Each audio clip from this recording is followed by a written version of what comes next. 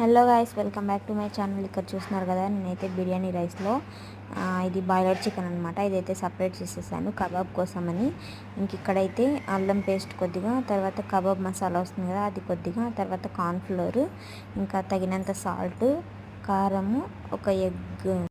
Hello guys, welcome back to my channel. ఇక్కడ చూస్తున్నారు కదా, బిర్యానీ రైస్లో నేను చికెన్ అయితే సపరేట్ చేసేసాను. చికెన్ వచ్చేసి 65 కోసం అనమాట. ఇది వచ్చేసి బాయిలర్ చికెన్ అండి, తినడానికి అయితే అవ్వటం లేదు, అందుకైతే నేను సపరేట్ చేసేసాను. ఇక్కడైతే అల్లం పేస్ట్ కొద్దిగా, తర్వాత కార్న్ఫ్లోర్, తర్వాత చికెన్ 65 మసాలా వస్తుందండి మనకి, 10 రూపీస్ ప్యాకెట్, అది వేసేసాను. ఇంకా కొద్దిగా సాల్ట్ అయితే వేసాను, తగినంత కారం అయితే వేసుకోవాలి మీకు కావాల్సినంత.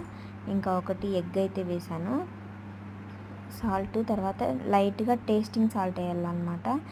అది ఆప్షనల్ అండి, మీకు కావాలంటే వేసుకోవచ్చు, లేకపోతే స్కిప్ చేసేయచ్చు. ఇంకా ఇక్కడ ఎగ్ వేసేసి నేను